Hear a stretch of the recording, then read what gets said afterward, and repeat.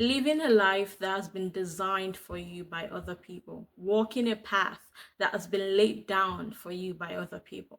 Do you know what that does to you? At first, it's uncomfortable. It's like carrying a pail of water. It's a little bit of discomfort. You can bear with it. But just like carrying a pail of water for hours, for days and weeks and months, it becomes heavier. It becomes something that was just uncomfortable. You could bear it. It starts to hurt. And when it starts to hurt and you can't scream out loud, you can't complain to others, you begin to lash out. And when you lash out, you hurt yourself, you hurt the people around you, and you hurt your loved ones. Or maybe you can't even feel any pain. At some point, the hurt goes away and everything becomes numb. When it becomes numb, you have no feeling. And when you can't feel the bad, you can't feel the good either. Living a life that is not yours leads to feelings of regret down the line because you know that you have so much unfulfilled potential. There is more in you to be explored, but you did not allow that because you kept living a life that has been designed for you by others. You are going to school to study a course that you don't even care about. It's not you, it's not what you want to do. You want to study art. Why are you doing in engineering?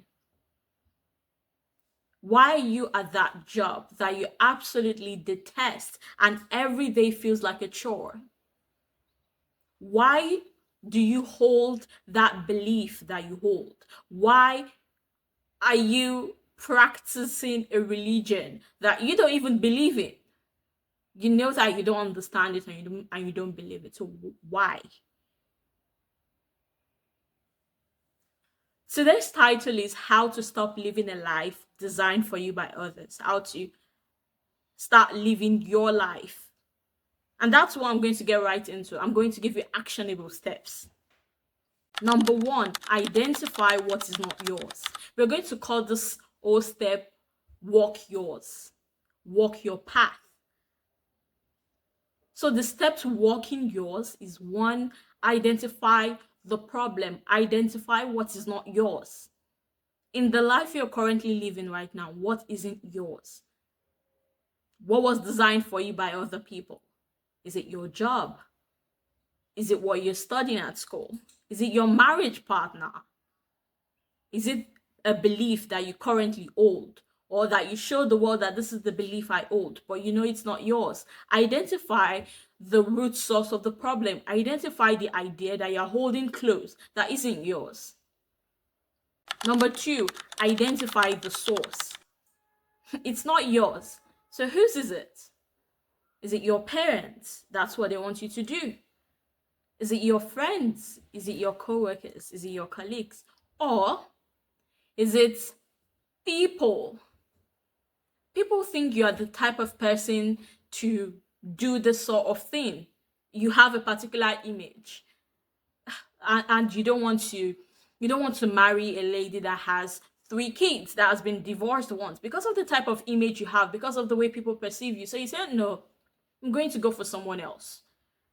So you are living a life that's not yours. So what's the source? Who's the source? It's people. People expect this from you. So in that case, people becomes you.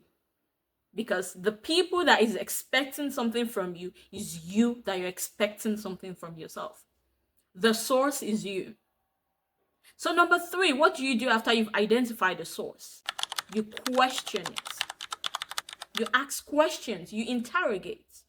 This is not mine. It comes from my parents, right? So why do they think it's mine? Why do I believe it's not mine? This job that I was pushed into, that I got, maybe that I've been in for 10 years, and I can't leave because my wife says I have to keep staying there. Why does she think I have to keep staying there? And why do I think I don't want to stay here despite everything. Why do I believe it's not mine? You have to ask questions and interrogate. And this step is necessary because just like maybe you're at home as a kid and you want to go and wash the dishes. You've gotten up from your room, you're going to the kitchen to wash the dishes, and suddenly your mom tells you, oh, make sure you wash the dishes, and now you don't want to do it anymore. Now it's no longer yours, it's hers, and you don't want to do it anymore. But you actually want to wash the dishes. It's kind of like that. You have to ask questions and investigate. Okay, I think this is not mine, this is the problem, and this is the source. Now you have to ask questions. Is it really not mine?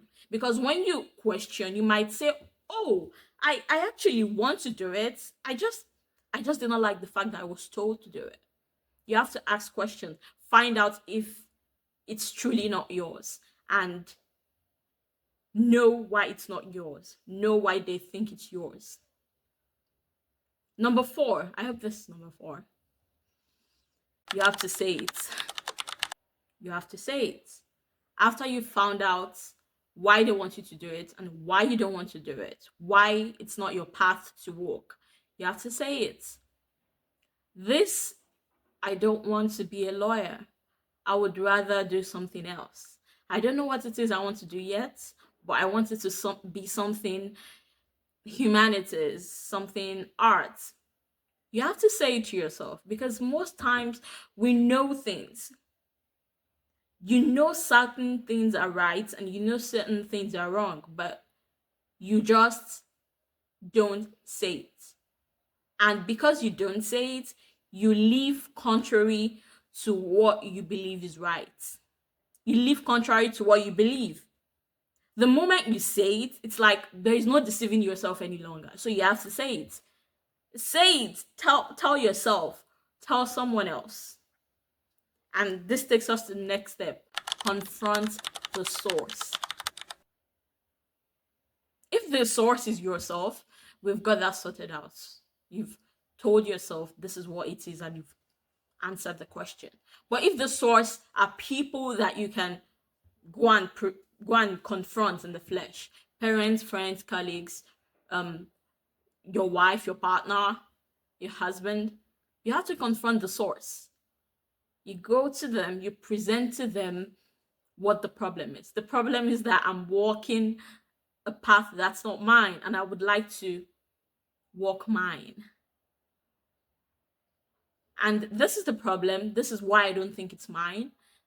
This is why I think it's yours. This step is necessary because not only have you told yourself that this is why I want to do this is why I don't want to do this, but when you confront the source, you have to justify yourself. You have to justify the ideas that you hold. When you go and tell them, I don't hold this belief, I don't believe this. I only believe this because I was born into it and because that's what everybody believes. Now you have to justify yourself. You have to double down. This is why I don't believe in it. Because you've thought about it and now you understand. And you tell them this is what I actually believe in, or I'm not sure what I actually believe in yet, but it's not this. I don't hold this principle. I don't hold this value to be true. I don't want to do this. You confront them, you let them know. They will ask questions. And this process will help you in preparing for the next step. Because after you've confronted them and you've had to justify what you hold to be true, you will have the confidence to let go. You will have the confidence to be free. You have the confidence to reach out, which is the next step. To let go, to be free, to reach out, to move on. Now you can let go of what isn't yours. If you follow this step becomes much easier rather than saying, I don't want to do this, now I'm going to leave it. It's not as easy as that. I truly hope you set yourself free.